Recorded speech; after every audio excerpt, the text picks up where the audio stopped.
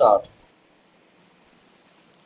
सांप्रदायिकता की राजनीति का एक दूसरा पक्ष भी है, जिसके अंतर्गत समाज सेवी संस्थाएं, विशेष रूप से धार्मिक आधार वाली समाज सेवी संस्थाएं सांप्रदायिकता को संस्थात्मक आधार प्रदान कर रही है। तो इनके द्वारा प्रत्यक्ष रूप से कुछ ऐसी बातों और पद्धतियों का अनुकरण किया जाता है जो दूसरे समुदायों के लिए कभी-कभी आपत्तिजनक भी होता है।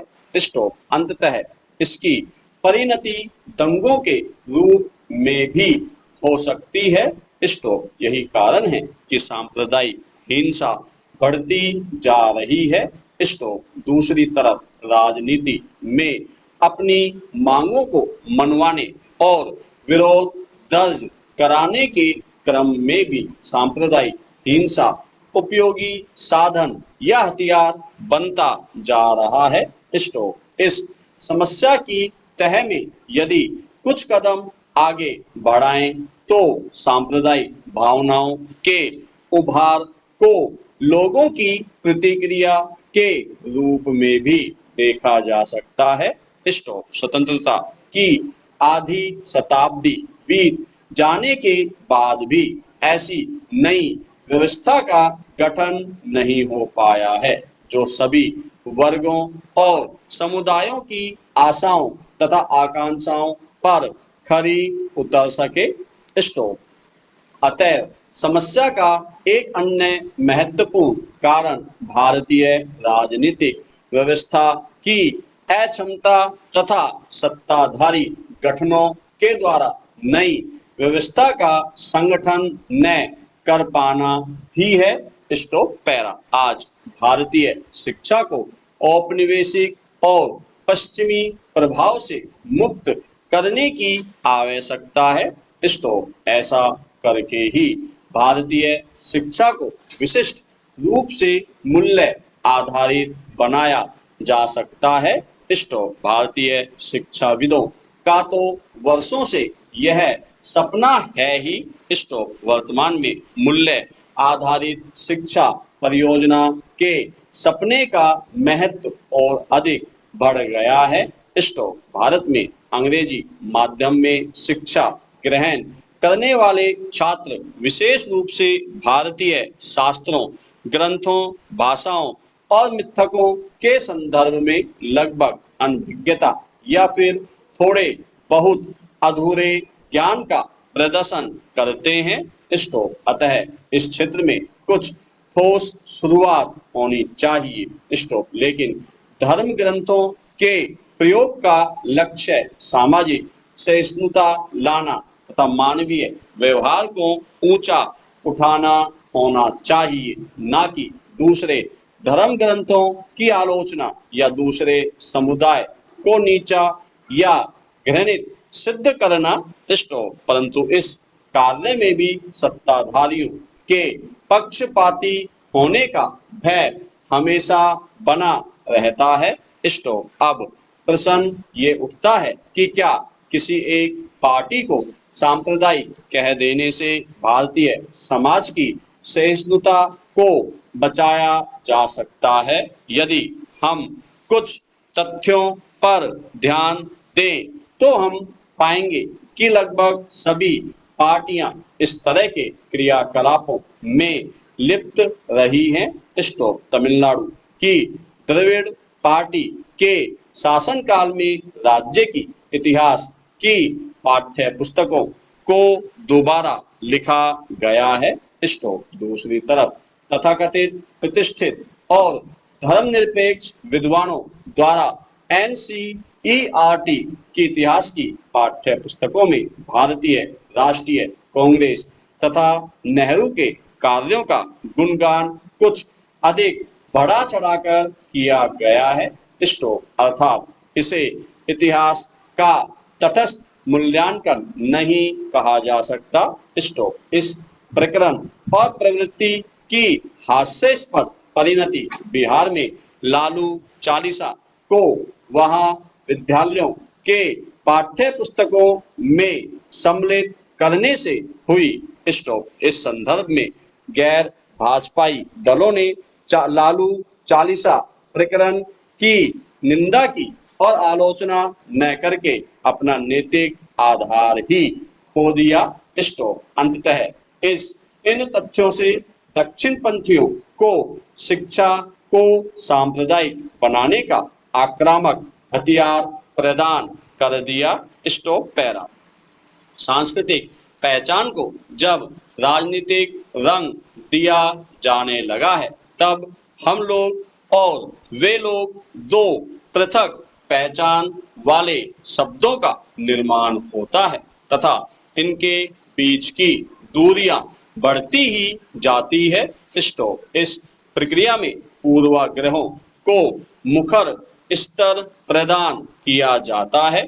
स्टॉप। इन समूहों के बीच होने वाली आपसी अंतरक्रिया तथा संबंधों की रेखा फिर से निर्धारित की जाती है।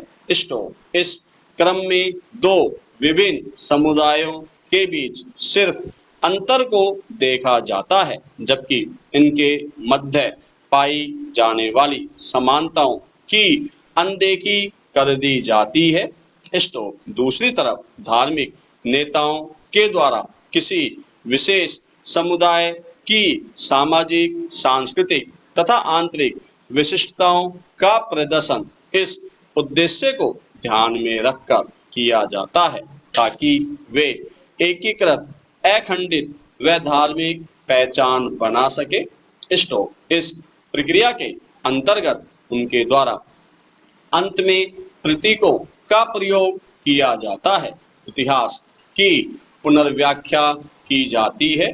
स्टॉप। इस प्रकार एकीकरण के प्रतिमानों में असंतुलन उत्पन्न हो जाता है, जिसके परिणाम स्वरूप राजनीतिक असुरक्षा, अशांति और तनाव का भी जन्म होता है और अंततः स्व निर्धारित संस्कृति की मांग उभरती है। स्टॉप। पृथक सांस्कृतिक पहचान की मांग पहले से ही समस्याग्रस्त राष्ट्र भारत की परेशानियों में और अधिक वृद्धि कर देती है। स्टॉप। अनेक विविधताओं वाले देश भारत की समस्या इन सबके परिणाम स्वरूप और भी जटिल हो जाती है। Stop para. भारत जैसे विशाल देश में कई धार्मिक समुदायों और समूहों का सह अस्तित्व है। स्टॉप। अतः यहाँ राजनीति को धर्मनिरपेक्ष लोगों की प्रत्यक्ष भागीदारी के द्वारा ही चलाया जा सकता है। स्टॉप। लोकतंत्र में आम लोगों की भागीदारी से ही इस तरह के विवादग्रस्त मुद्दों पर आम राय बनाई जा सकती है। स्टॉप। दूसरी तरफ लोगों की व्यापक स्तर पर भागीदारी से सरकारी प्राधिकरणों और सत्ता को वैधानिक भी प्राप्त होती है। स्टॉप। सबसे महत्वपूर्ण तो यह है कि इसकी स्वीकार्यता आम जनता में बढ़ने लगती है। Stop para. अनेक संप्रदायों की उपस्थिति भारत के समाज का एक अभिन्न अंग है। स्टॉप। इस तथ्य से जरा भी इनकार नहीं किया जा सकता कि प्रत्येक धर्म, प्रत्येक समुदाय को अन्य धर्मों, अन्य समुदायों के साथ सामंजस्य बैठाना ही होगा। स्टॉप। इसके लिए भारतीय समाज का पहला कदम होगा ऐसे नेताओं तथा ऐसी पार्टियों का बहिष्कार जो किसी एक संप्रदाय को बढ़ावा देते हों और दूसरे धर्म या संप्रदाय को अनदेखा करते हों। स्टॉप। आम नागरिकों को जानना होगा कि धर्म मानवीय मूल्यों की उन्नति के लिए बने हैं, न कि हिंसा तथा पतन की ओर ले जाने के लिए। स्टॉप। अतः यदि धर्म का राजनीति में कहीं कोई विषय उठे तो केवल और केवल भारतीयता की उन्नति के लिए उठे। Stop para. अंत में कहा जा सकता है कि समाज के विभिन्न समुदायों के बीच सामाजिक सामंजस्य और समरसता की भावना को बढ़ावा देने की आवश्यकता है।